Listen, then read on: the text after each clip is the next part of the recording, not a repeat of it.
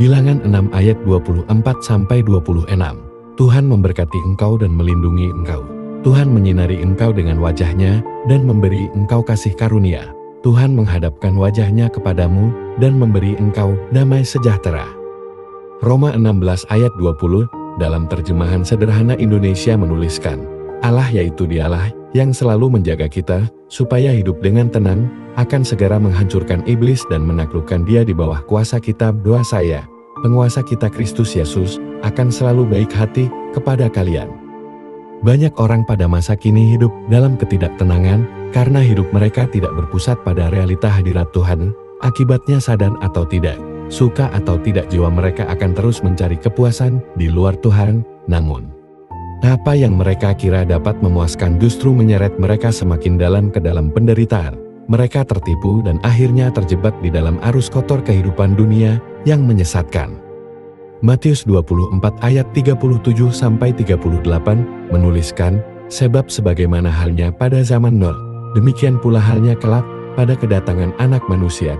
Sebab sebagaimana mereka pada zaman sebelum air bah itu makan dan minum, kawin dan mengawinkan, sampai kepada hari Nuh masuk ke dalam bahtera.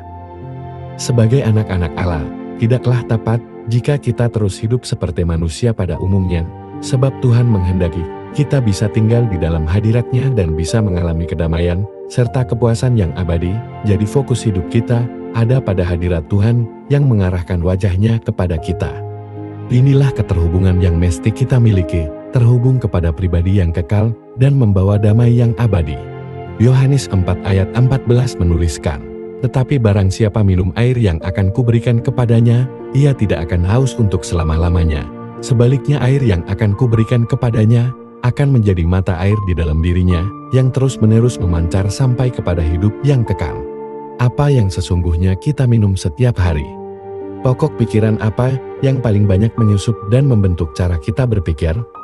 Apakah itu pekerjaan roh dan firman, atau justru hal-hal yang bersifat manusiawi dan lahiriah? Filipi 4 ayat 8-9 dalam terjemahan firman Allah yang hidup menuliskan, saudara sekalian yang saya kasihi, pada akhir surat ini, saya ingin mengatakan satu hal lagi. Arahkanlah pikiran saudara kepada hal-hal yang benar, yang baik, dan yang adil. Renungkanlah hal-hal yang murni dan indah, serta kebaikan dan keindahan di dalam diri orang lain. Ingatlah akan hal-hal yang menyebabkan saudara memuji Allah dan bersukacita. Amalkanlah hal-hal yang telah saudara pelajari dari saya dan dari perbuatan saya. Dan Allah sumber sejahtera akan beserta dengan saudara. Jangan pernah menganggap remeh damai sejahtera, sebab itulah senjata perang rohani kita. Jagalah persekutuan dengan Tuhan dengan sungguh-sungguh, jangan sampai perenungan firman, doa, dan penyembahan hilang dari kehidupan kita. Arahkan terus wajah kita hanya kepada Tuhan, maka kita akan semakin serupa dengan Dia. Di tengah angkatan yang bengkok hatinya, Tuhan sedang memunculkan sekelompok orang yang berbeda. Ketenangan dan kedamaian yang ada dalam batin kita akan sangat dibutuhkan dan dicari oleh mereka. Hidup kita akan menjadi portal perjumpaan mereka dengan Tuhan yang adalah Bapa kita. Roma 8 ayat 19. Sebab dengan sangat rindu seluruh makhluk menantikan saat anak-anak Allah dinyatakan.